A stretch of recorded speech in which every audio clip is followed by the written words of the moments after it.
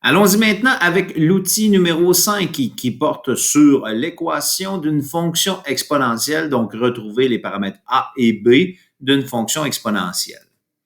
Ce schéma paraît un peu étourdissant au départ, mais il suffit de le parcourir étape par étape. Donc, dans l'équation y égale A fois B exposant x, donc B à la x, on doit déterminer le paramètre A en premier, donc le paramètre A qui est la quantité initiale.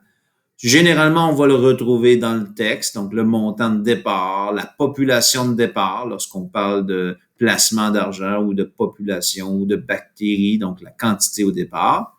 Sinon, on repère dans le graphique, dans la table de valeurs, il faut repérer justement cette quantité initiale-là. Donc, on regarde quand x vaut 0, quelle est la valeur de y qui est associée pour trouver justement cette quantité initiale. On vient le lire directement sur le graphique ou la table de valeurs. Maintenant qu'on a fait ça, il faut trouver maintenant le B, le paramètre B, ce qu'on appelle habituellement le facteur de multiplication. Donc, dépendant des situations où on se retrouve, on peut utiliser différentes stratégies. Lorsqu'on a une situation décrite sous forme de texte, donc généralement les populations, les bactéries, les cellules, les gens d'une ville, donc il y a parfois des informations qui sont données sous forme de texte. Donc, si par exemple on dit que la population double, triple, diminue de moitié, ben, quand ça double, le facteur de multiplication sera de 2. Lorsque ça triple, le facteur de multiplication sera de 3, donc le paramètre B voudra 3. Si ça diminue de moitié, donc ça divise par 2 ou ça fait fois une demi, donc le facteur de multiplication sera 0,5 ou une demi. Donc, c'est une possibilité donc de pouvoir retrouver à la lecture du texte le facteur de multiplication. Dans le cas d'un placement ou d'une dépréciation où il y a un pourcentage, à ce moment-là, le B, le facteur de multiplication, sera 100% plus ou moins un certain pourcentage.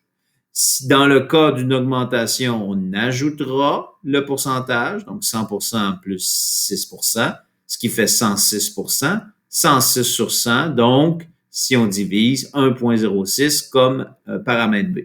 Et si ça diminue, on fera moins. Donc, plus ou moins, ça dépend si on ajoute ou on enlève. Ici, le moins, 94%, 94 sur 100, ou donc 0,94 comme paramètre B.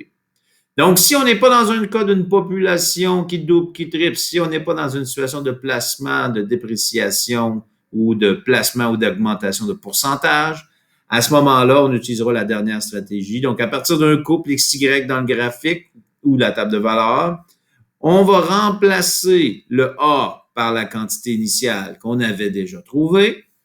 Et on va remplacer x et y par les valeurs d'un point et on va isoler le b dans l'équation pour retrouver justement sa valeur. Donc, on peut dire la méthode algébrique qu'on va utiliser en dernier recours pour la fonction exponentielle pour retrouver les paramètres de la fonction exponentielle.